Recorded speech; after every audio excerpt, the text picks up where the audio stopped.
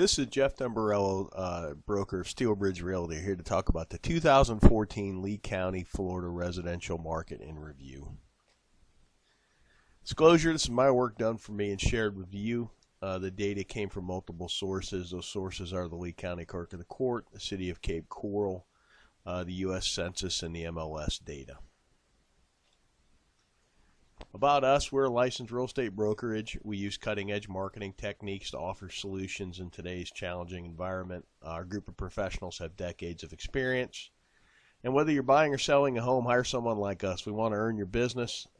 We invite you to contact us. We will be happy to assist you with this important transaction. 5 things you need to know that happened in 2014. Number 1, the distressed market is really an afterthought to everyone but the buyer who waited too long to enter the market and the service providers who made it their entire business model. This is a chart showing the percentages by month of the distressed market, and here lately we're in the all the way from 15 to 21% in 2014. Here's a chart of foreclosures. I made this chart last January, and I was pretty sure we had assumed the new normal status. This is the chart from this year, and we have definitely assumed the new normal status of foreclosures, which is essentially about 125 to 300. Here's the entire foreclosure trend for perspective. This was the second bump. I think a lot of people thought it was going to resemble this as another second wave. Supplying new inventory is one of the market's biggest challenges. Rising prices will induce some sellers to trade out. But then you got to question where you're going to go if you sold your home, and remember you're going to have to buy into the same market. And if you're an investor, you got to ask yourself, what are you going to do with the money? New construction is the answer to the inventory problem. Here's a couple things to think about. The appraisals will hold prices in check for a little bit until the channel's a little better defined. We're seeing that in our day-to-day business now. Interest rates are still very low, which makes homes affordable. We're really in the market missing an entire vintage of about 2008 through 2013. Land is still historically cheap for now, and here's some perspective on the land prices. This is all lots, all lot types in Cape Coral, average and median price. When you're looking at the last cycle, you really don't get what's going on in this cycle. So when I take the shorter view of just this cycle, the Cape lot market is recovering pretty well. The market is stabilizing in relation to the bubbles of activity. We do bubble charts here to kind of let everybody know where most of the people are looking in the market. Last year's bubble chart, this is from when 2013 versus 2012. There's a very clear shift in the market as it shifted over. When I did 13 versus 14, there really isn't that much of a difference. The market's pretty much stabilized with, we're missing some cheaper homes in the $70,000 price range, but we're selling more 170,000 all the way up into the millions. This chart's a neat chart. It shows the last cycle and this cycle by pricing. The red line being the last cycle, the blue line being the current cycle.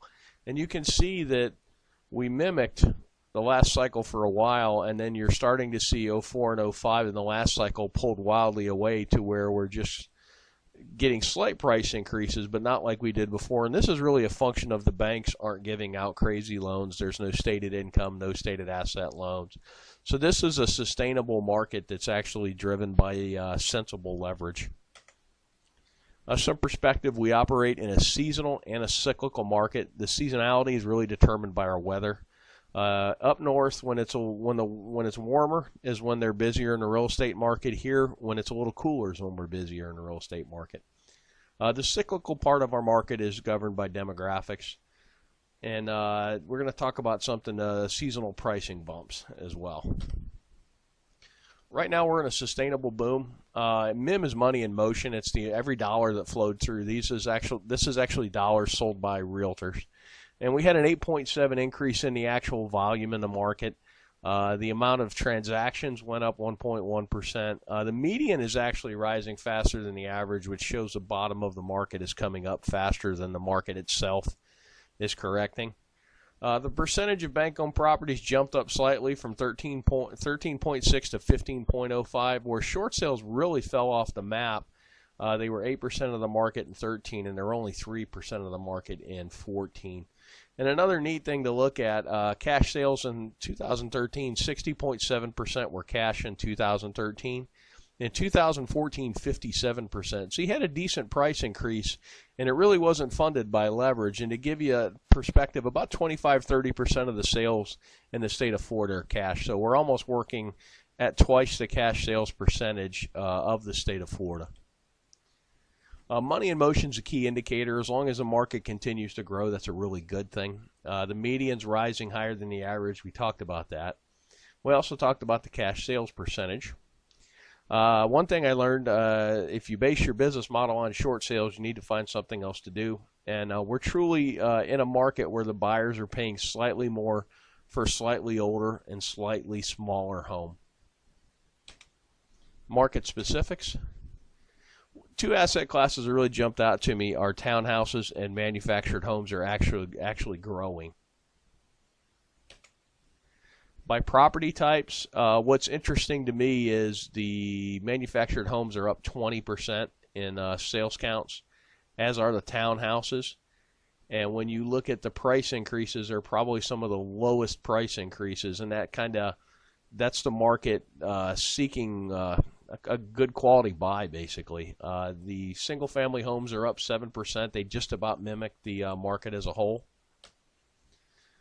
A few thoughts on the jump in mobile homes and townhomes. Mobile homes have both a lower cost of entry and a lower cost to keep, and the blue-collar retirees from up north love them because they really only need them for 3 or 4 months of the year because they're still home doing stuff and walleye fishing and playing with the grandkids. But it's a nice, affordable home to get out of the cold weather. Townhouses kind of represent the same if you're adverse to a mobile home purchase. And really and truly, we found within the market that as the site-built homes hit a certain number, the manufactured homes take off, and it's about 3 to 1. So if a site-built home was trading for $300,000, the manufactured homes at $100,000 represent a lot of value to a retiree buyer. This is kind of what happened by city. 2014, what happened by city. And just a year-over-year difference. Punta Gorda's really burnt store, up 15%. That's pretty good. Lehigh Acres up 13%. And when I look down, Captiva's up 27%, which is pretty impressive. Things to watch in 2015. Essentially, you've got a seesaw in the market now with resale homes on one side of the seesaw and new construction on the other. And they're going to trade back and forth. As the new construction takes a leg up, then the resale become attractive, and then vice versa. I'm seeing sometimes in the market where for a 10% increase in price, you can get a brand new home versus a 9-year-old home. That's kind of a no-brainer. Inventory is the key. Whoever can bring some inventory to market is going to make some money. And this applies to both the retail and the investment segment of the market. This is single-family permits in Cape Coral. When you look at the totality of the last cycle, you really don't get that excited about what's going on now. But when I take out the last cycle, it shows you there's some pretty good permit growth. Projection of retirees. We take this from the census, and if you were born 62 years ago, there's a likely chance you're going to retire, and this is in the millions by how many there are. This is actually the 62-year-olds against our sales counts. It's a pretty good correlation. And then 66 is kind of the official retirement age. And it doesn't quite resemble as much the 62, our sales patterns, and I think the 62 more kind of takes in early retirees. One last thing, this is a long chart average price of the whole market. This little blip right here was when the banks really let it loose and just basically gave out free money. And that's kind of what we're looking for now is everybody's looking for when this time is coming back, and it's really going to be tied to leverage. We were in a boom, which is what we're in now as the market went up to here. And then when the banks went crazy, and you also had Hurricane Charlie in here, which took a little inventory and dumped some insurance money into the market, which kind of overheated it a little more. But this was based on easy money and basically turned into a mania. And that's kind of what you got to watch for now is loan programs. If you have any thoughts or questions, why don't you give us a call at the office at 239-694-3300, and my extension is 102. And you can always, if you're watching this video, click the link below the video and fill the form out, and we will be in touch with you. Thanks for watching, and make it a great day.